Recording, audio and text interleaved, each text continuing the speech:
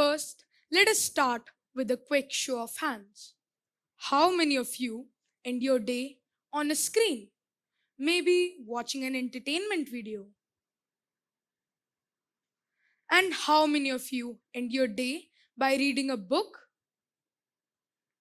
Well, according to a study conducted by Science Direct, people who have a screen use of more than 9 hours a day are 60% more likely to report bad sleep quality.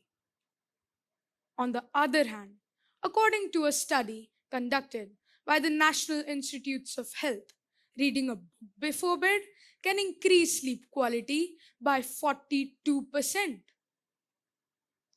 We all know that reading is good for us, and everyone continuously tells us to read. But why should we read? What should we read? And why is it the most beneficial thing you can do for yourself? Well, books are a powerful weapon, and their power increases the earlier we get them.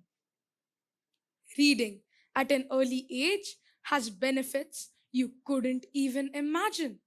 For example, vocabulary. A little child, when provided with books, comes across various new words and looks it up in a dictionary.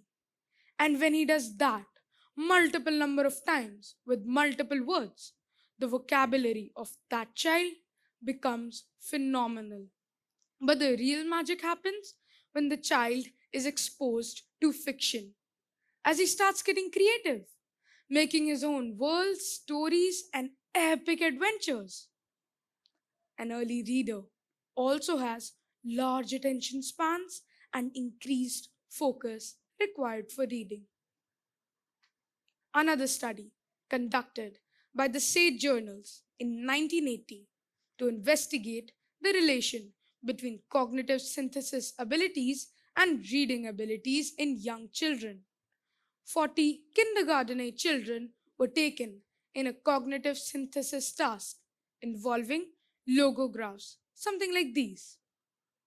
Readers had no initial advantage over non readers, and all of the children were informed which logograph went with which word.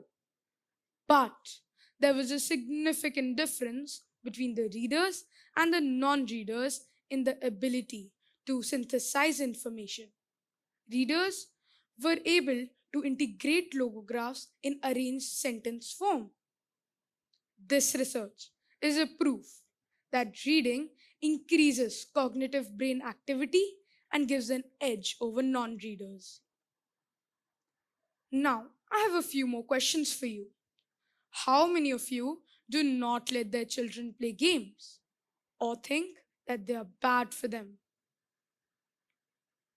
Well, I have something for you to read and then we'll think about it again.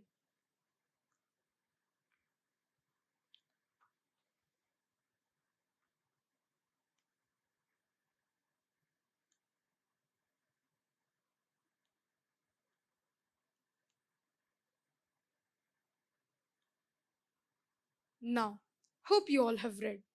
How many of us feel that gaming is actually not that bad? And there are many positive traits which we often overlook. Well, quite a change. But why did your perception change in just a few seconds?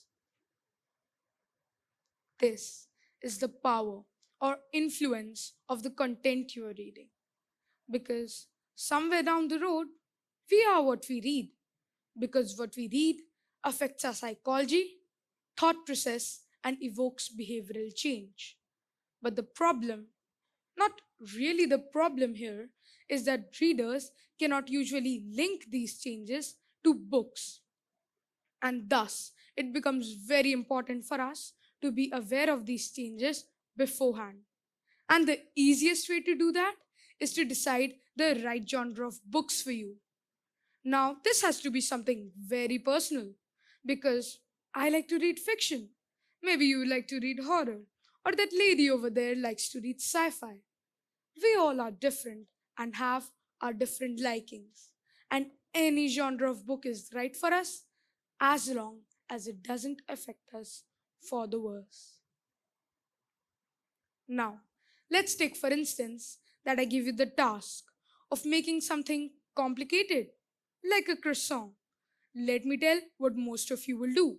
You will take out your phones and then search for your favorite content creator's recipe. But did you ever think of opening a written recipe? No, because we all think that this is way easier. But there's more to that. When you read something, your brain has to first analyze the text, make a visual, and then check whether the visual and the text match. After this, you will have to remember or reread the steps while cooking. But wait, the picture you imagined has another secret ingredient which you think will make it better. Go on, add that too, and creativity is born. Or maybe your creativity will go on a full frenzy and you'll end up making a fried potato filled croissant, also known as a potato patty. But what happens in a video is that your brain is not allowed to function. It skips all these important steps and goes directly towards the end product, which is comprehension. The picture you could have imagined is already there in front of your eyes. And the thought to do something different doesn't even occur. Let's do something different. See this yellow colored powder? Can you guess what it is? Don't worry, I'll give you some hints. It has a very pungent smell, and you use it often in your cooking, especially while making dal tadka, also known as lentil tempering. You must have guessed it by now. This is hing. Now let me read a few steps from a lentil tempering recipe. First, in a pan, melt 2 tablespoons of ghee. To that, you have to add a few cumin seeds, 2 dried red chilies, and 1/8 teaspoon of asafoetida. Hear that? Let me say it again. Asafoetida.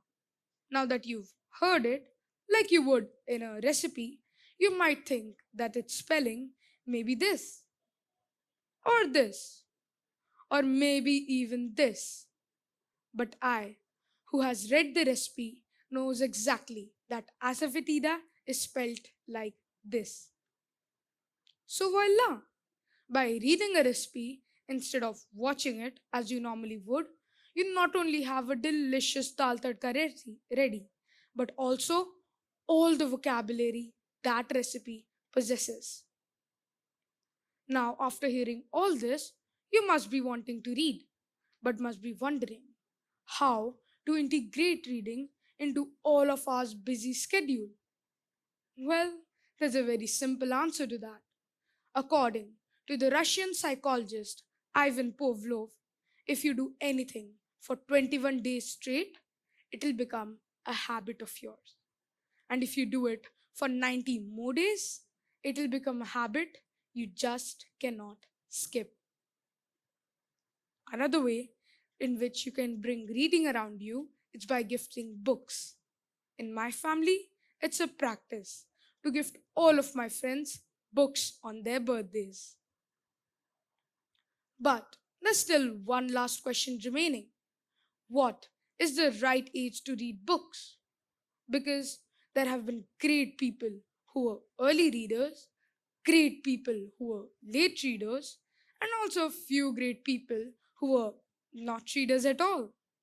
And if you've noticed, there is almost never an age group mentioned in books. So, as for me, there is no right age to read. As soon as you understand its worth, you should start reading, which I hope is today, if not earlier. The lower limit can be as low as it can be, and there is no upper limit because age is just a number and reading is just a wonder. Thank you.